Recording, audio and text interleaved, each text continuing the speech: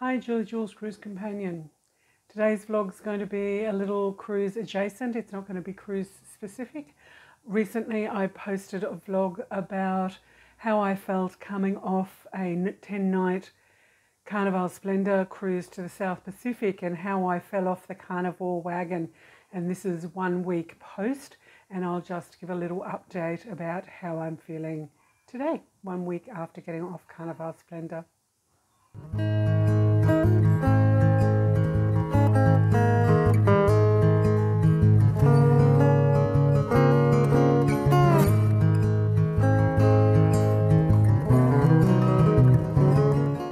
So I had mentioned that I was feeling pretty rough in the last vlog, and when I weighed myself, I was 10 kilos up from the previous weight, which was the day before the cruise, the day that I flew to Sydney for that cruise. My right knee was swollen and very painful. Even though my right knee is my good knee, my left knee is bone on bone. I'm waiting for a joint replacement. But the right knee was swollen, painful, that I couldn't bend and couldn't put much weight through it. My back was a little bit sore, and I also had a little bit of deltoid pain, a little bit of shoulder pain. So what I did over the last week, because today is Friday, I went for 3 massages. So I dealt with upper body, lower body, and specifically the legs and the knee. One of the ladies gave me a bit of a lymphatic drainage of the knee, which potentially helped as well.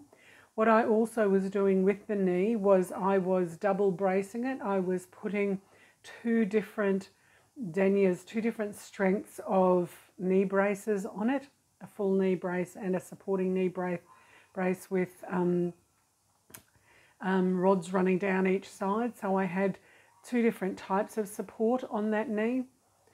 Every night I had it elevated for as long as I could while in bed, and I put heat packs on it at least once, potentially twice a day over the 7-day period. I did rest it, but then I do have to continue to walk. So I did alternating days. So I rested one day and walked 3 to 4 kilometers. The next day rested and walked the next day. So over that period, I did actually have to start taking ibuprofen, Panadol. I didn't take any of the harder narcotics that I have been prescribed in the past. So that was good that I didn't have to go that far. The other thing that was really noticeable was that I had, because I was wearing the knee braces, whatever shoes I was wearing, I was getting a bit of edema. So the fluid return from the lower limbs was impeded by the braces, but I did have enough additional fluid in my body that when it got down as far as it could go to my feet, it stayed there. So when I have worn double braces before and I haven't had a fluid retention problem or a fluid issue, the feet didn't necessarily swell, but this time they did. So I knew that there was an element of fluid retention. So once I got back home, I went back hard onto intermittent fasting. I actually went OLMAD, 1 meal a day, and hit the macros as tight as I could, aiming for less than 20 carbs in a day. So I was OLMADing and then 23 to 24 hour fasting. I think I've done that for all of the 7 days so far. I think my shortest fast was 20 hours. And then the OLMAD was basically, I'm just a carnivore, so it's just meat, eggs, a little bit of cheese, butter.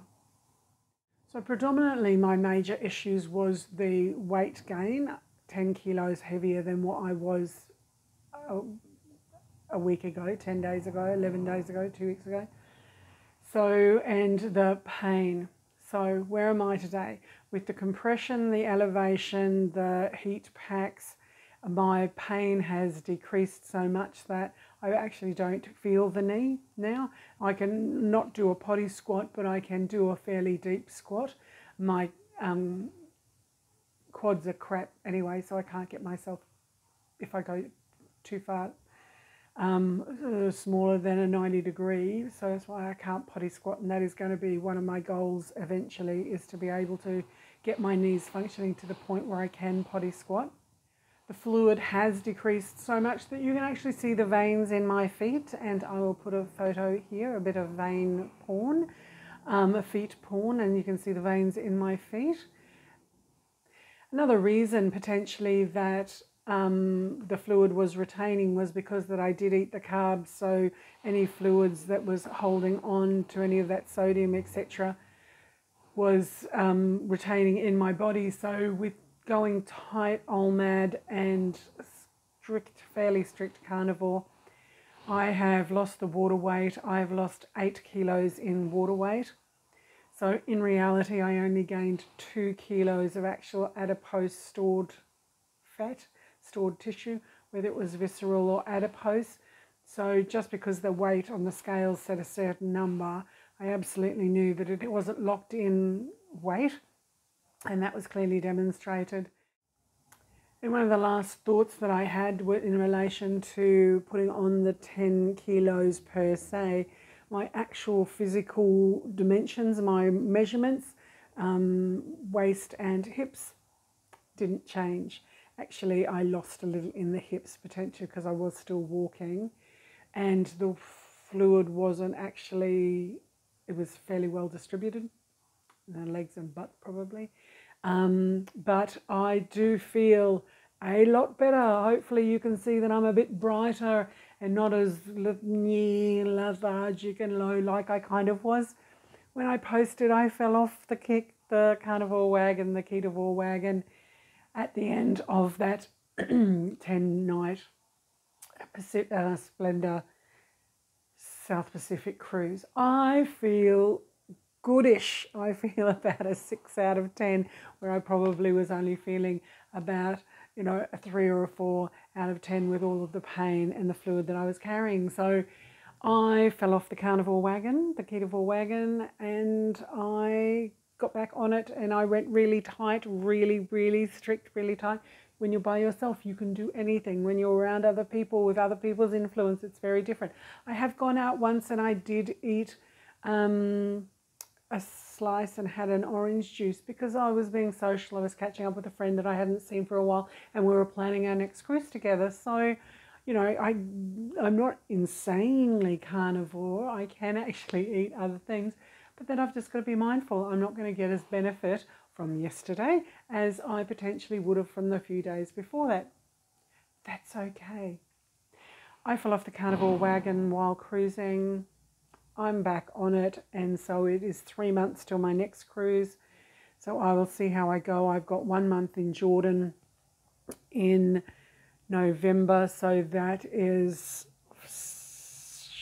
7 weeks time. I do have a 4 or 5 night conference in Sydney in October, and that is only 4 weeks away. So there are going to be some challenges to me, but I am feeling fitter and stronger. So when I fell off the wagon, I got back on really tight, and I did feel the benefit from going back onto the Keto-Carnivore. This is Julie Jules Cruise Companion saying, stay safe everybody, and happy travels.